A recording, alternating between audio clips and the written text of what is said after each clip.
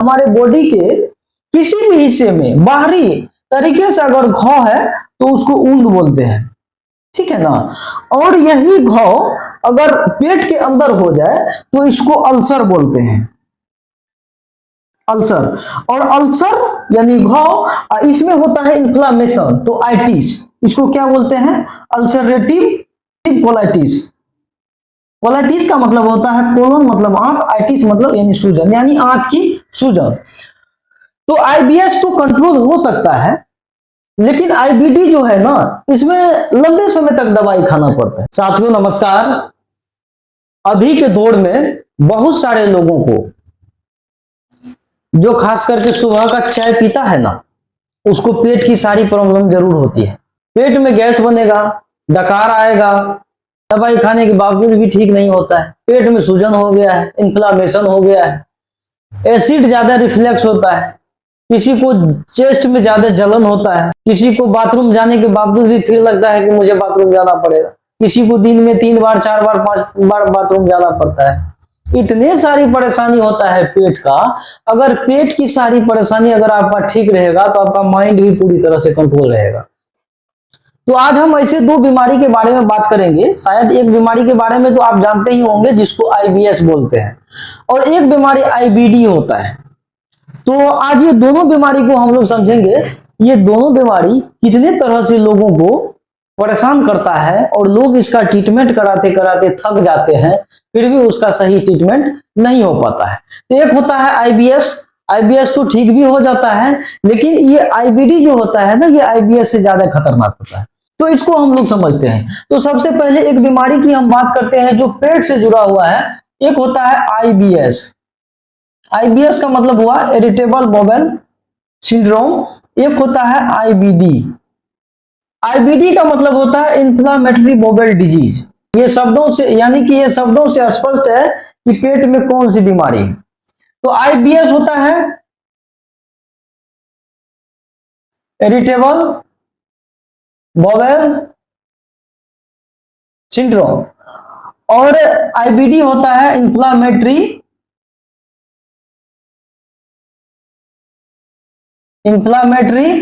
Bowel disease. Disease मतलब बीमारी, और सिंड्रोम मतलब होता है समूह, यानी कि बीमारियों का समूह। तो इरिटेबल बाउल सिंड्रोम, बाउल का मतलब होता है बड़ी आंत। बाउल मतलब क्या होता है, बड़ी आंत, ठीक है ना। इन्फ्लामेटरी का मतलब होता है सूजन, याद रखिएगा इस बात को। और बाउल मतलब तो बड़ी आंत होता ही है, ठीक है। और डिजीज का मतलब होता है बीमारी। तो सिंड्रोम और डिजीज में बहुत बड़ा डिफरेंस है। तो आईबीएस जिसको होगा तो वो इरिटेबल बाउल सिंड्रोम होगा, और आईबीडी जिसको होगा वो इन्फ्लामेटरी बाउल डिजीज होगा। तो इन्फ्लामेटरी मतलब पेट के ये निचले वाले हिस्से में जो बड़ी आंत होता है, उसमें किसी भी कारण से सूजन हो गया हो। जैसे ये हमारे पेट का आंत होता है, ठीक है ना, ये आंत हो गया, इसको आंत समझ लेते हैं, ये बड़ी आंत है, इसको समझ लीजिए। तो यहां अगर सूजन है तो यहां भी सूजन होगा, यहां भी सूजन है, यहां भी सूजन है, यहां भी सूजन है। तो यानी इसको बोलते हैं, पेट के अंदर में अगर घाव हो जाए, यानी कि घाव, इसको क्या बोलेंगे, घाव। हमारे बॉडी के किसी भी हिस्से में बाहरी तरीके से अगर घाव है तो उसको ऊंड बोलते हैं, ठीक है ना। और यही घाव अगर पेट के अंदर हो जाए तो इसको अल्सर बोलते हैं, अल्सर। और अल्सर यानी घाव, इसमें होता है इन्फ्लामेशन, तो आइटिस, इसको क्या बोलते हैं, अल्सरेटिव कोलाइटिस। कोलाइटिस का मतलब होता है कोलोन मतलब आंत, आइटिस मतलब यानी सूजन, यानी आंत की सूजन। तो आईबीएस तो कंट्रोल हो सकता है, लेकिन आईबीडी जो है ना, इसमें लंबे समय तक दवाई खाना पड़ता है, क्योंकि इसके मल्टीपल कोलोन में ये इन्फ्लामेशन होता है, और ये ठीक होने में थोड़ा समय लगता है। लेकिन पेशेंट तो हिचकिचा जाते हैं, सर इतना दिन दवाई खाए फिर भी ठीक नहीं हुआ। तो सबसे पहली बात को समझना होगा, बीमारी को जब आप समझेंगे तो आप ट्रीटमेंट को भी समझ जाएंगे, जिसका ट्रीटमेंट कितना लंबे समय तक चलता है। मान लीजिए किसी को ट्यूबरकुलोसिस होता है तो उसके बैक्टीरिया के रिगार्डिंग मेडिसिन चलता है। कोई 3 महीना का भी कोर्स होता है, कोई 6 महीना का भी होता है, तो कोई 9 महीने का भी होता है। बीच में एक दिन भी गैप हुआ तो फिर वो पूरे वहां से शुरू होता है। तो इसी तरह ये इन्फ्लामेटरी डिजीज में भी होता है। तो आईबीएस में होता क्या है, आपके आंत में यानी बड़ी आंत में न सूजन होगा न घाव होगा। ये इसका जो मूवमेंट है ना, इसकी जो कार्य प्रणाली है, जो बड़ी आंत जिस तरह से कार्य करता है ना, इसकी कार्य करने की क्षमता बहुत ज्यादा हो जाता है, ज्यादा सेंसिटिव हो जाता है। यानी कि थोड़ा सा भी कुछ हुआ तो वो एकदम से हड़बड़ा करके आपको दस्त करा देगा, आपको कब्ज करा देगा। टॉयलेट जाएंगे फिर भी लगेगा कि मुझे टॉयलेट लगा हुआ। ये आईबीएस में होता है। तो याद रखिएगा, जब भी आपको पेट में दर्द होता है, मरोड़ होता है, लेटरिन करने के लिए जाते हैं, करते हैं, फिर लगा हुआ रहता है, कभी दस्त रहता है, कभी कम रहता है, कभी कब्ज रहता है, कभी नहीं रहता है, तो समझ लीजिए आपको ये आईबीएस का प्रॉब्लम है, यानी इरिटेबल बाउल सिंड्रोम का। सिंड्रोम का मतलब यह भी हमने बताया, इसका समूह होता है, यानी कि मल्टीपल सेंसिटिव समूह हो जाता है। कुछ भी होगा आईबीएस में आंत तो वो रिएक्ट कर जाता है, और जैसे वो रिएक्ट करता है, ज्यादा सेंसिटिव हो जाता है, ज्यादा काम करना शुरू करता है, तो थोड़ा सा भी कुछ होगा तो नॉर्मली आदमी को अगर कुछ हो रहा है, गैस भी बन रहा है, एसिड भी रिफ्लेक्स हो रहा है, तो वो पच जाएगा। थोड़ा सा कब्ज होगा, लूज मोशन होगा तो वो ठीक हो जाएगा। लेकिन इसमें थोड़ा सा भी नॉर्मल आदमी से 50% ज्यादा इसमें हो जाता है। नॉर्मल आदमी पचा लेगा, लेकिन ये क्या होगा, काम करना शुरू कर देगा। तो इसमें आंत के मूवमेंट को, इसका जो ट्रीटमेंट हम लोग करते हैं, तो इसके आंत के मूवमेंट को, यानी कि आंत का जो मूवमेंट है ना, जो फास्ट काम कर रहा है, उसको थोड़ा स्लो करते हैं, ठीक है। और इसका कनेक्शन एंजाइटी से भी जुड़ा हुआ है, ठीक है ना, ये एंजाइटी से भी जुड़ा हुआ है। अगर किसी को एंजाइटी है तो और गट का संबंध यहां से जुड़ा हुआ है, इस बात को ध्यान रखिएगा। अब ज्यादा किसी के बारे में थिंकिंग करेंगे तो ये इरिटेबल, ये बॉवेल जो है ज्यादा एक्टिव हो जाएगा। यहां ये बात समझ गए। आईबीएस को समझे आप। आईबीएस का जो मुख्य लक्षण होता है, पेट में दर्द, मरोड़, पेट भारी लगना, पेट फूला लगना, पेट में ज्यादा गैस बनना, कब्ज ज्यादा होना, कब्ज कम हो जाना, कभी लूज मोशन तो कभी हार्ड स्टूल, और कभी लेटरिन करने के बावजूद भी लेटरिन जाना पड़ता है, एनी टाइम लगा हुआ रहा है, तो ये आईबीएस में होता है, ठीक है ना। तो आईबीएस तो ये हो गया आपकी फंक्शनल डिजीज, इसको फंक्शनल डिजीज हम बोल सकते हैं। यानी कि आपके आंत का जो मूवमेंट है, वो उसका फंक्शन थोड़ा डिसबैलेंस हो गया है, खराब हो गया है, जिस वजह से ये परेशानी लोगों को होता है। अगर आप मल करेंगे, टॉयलेट आपको होगा, तो उसके साथ में आमतौर पर ब्लड भी नहीं आता है, तो समझ लीजिए ये आईबीएस की तरफ आप जा रहे हैं। और एक होता है IBD, inflammatory bowel disease.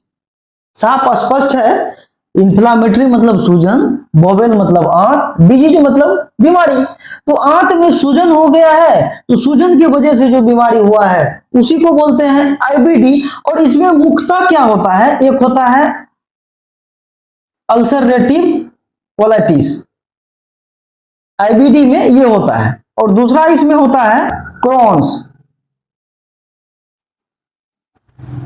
Disease. क्रॉन्स disease को हम बाद में समझेंगे, लेकिन पहले इसके आईबीडी के लक्षण को समझ लेते हैं। आईबीडी में रियली माने में आपके आंत में सूजन होता है, घाव होता है। इसके जो मुख्य प्रकार होता है वो हो जाएगा अल्सरेटिव कोलाइटिस, एक होता है क्रॉन्स डिजीज। और इसका जो लक्षण होता है, यानी कि आईबीडी का जो लक्षण होता है, किसी को लंबे समय तक दस्त लगा रहता है, किसी को मल के साथ में ब्लड आता है, वजन किसी का घट जाता है, या मल के साथ में किसी को म्यूकस आता है जिसको चिपचिपा बोलते हैं, पेट में तेज दर्द होगा, बुखार भी आएगा, वजन सडनली कम हो जाएगा, इसमें ज्यादा कमजोरी हो जाएगा, आपको एनीमिया हो जाएगा, ब्लड की कमी हो जाएगा, आपको भूख कम लगेगा, ज्यादा दिक्कत हो जाएगा तो आपके आंत में फिस्टुला हो जाएगा या स्ट्रक्चर उसमें बन जाता है। तो ये सारे लक्षण आईबीडी में होता है, इरिटेबल बाउल डिजीज में होता है। आईबीएस और आईबीडी में डिफरेंट क्या है, तो सीधी सिंपल बात याद रखना है आपको। आईबीएस होता है फंक्शनल डिजीज, इसमें सूजन नहीं होता। और आईबीडी होता है इंफ्लामेटरी डिजीज, इसके आंत में सूजन होता है, इसके आंत में अल्सर होता है। और आईबीएस में अगर आप कोलोनोस्कोपी जो कराते हैं डॉक्टर साहब टेस्ट में कोलोनोस्कोपी, तो आईबीएस में कोलोनोस्कोपी नॉर्मल होता है, इसमें कुछ भी नहीं निकलेगा। लेकिन आईबीडी अगर होगा तो कोलोनोस्कोपी में सूजन दिखाई देगा, ठीक है, और अल्सर दिखाई देगा। ये होता है आईबीडी में। और डॉक्टर को अगर जरूरत पड़ी तो इसका बायोप्सी भी करा के चेक कर सकता है जो क्या सही माने में इसको ज्यादा कोई डिजीज तो नहीं है। तो एक मुख्य पॉइंट याद रखिएगा, यदि किसी मरीज को रात में बुखार आता है या मल में खून आता है या उसका वजन तेजी से गिर रहा है, रात में दस्त हो रहा है, कभी भी दस्त होता है कि उसको एनीमिया हो गया है, तो उसको कभी भी आईबीएस मान करके नहीं चलना चाहिए। उसके लिए आपको आईबीडी का जो होता है ना उसके रिगार्डिंग उसमें ट्रीटमेंट किया जाता है। तो आईबीडी की जांच के लिए आप कोलोनोस्कोपी करा सकते हैं, सीबीसी करा सकते हैं, ईएसआर करा सकते हैं, सीआरपी करा सकते हैं, उसके बाद स्टूल कैल्कुलेशन करा सकते हैं, ठीक है ना। तो इतना जांच आईबीडी के लिए डिलेबल होता है। इसको अगर कंफर्म करना हो तो लास्ट में बायोप्सी भी करा सकते हैं, बायोप्सी। तो बायोप्सी से पता चल जाता है जो इसको आईबीडी है। इतना तो हम लोग समझ गए। अब हम लोग जो एक डिजीज के बारे में जिक्र किए थे, क्रॉन्स डिजीज, इसको थोड़ा समझते हैं। यानी ये क्रॉन्स डिजीज जो है ना, ये आईबीडी का एक टाइप है। क्या है?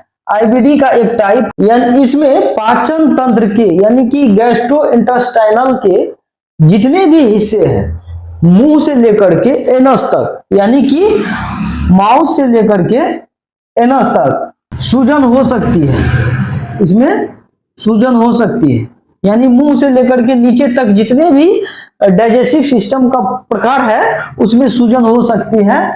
और इसमें सबसे ज्यादा है छोटी आंत के टर्मिनल ल्यूमेन में और कोलोन में ज्यादा सूजन होता है। ये एरिया ज्यादा प्रभावित होता है।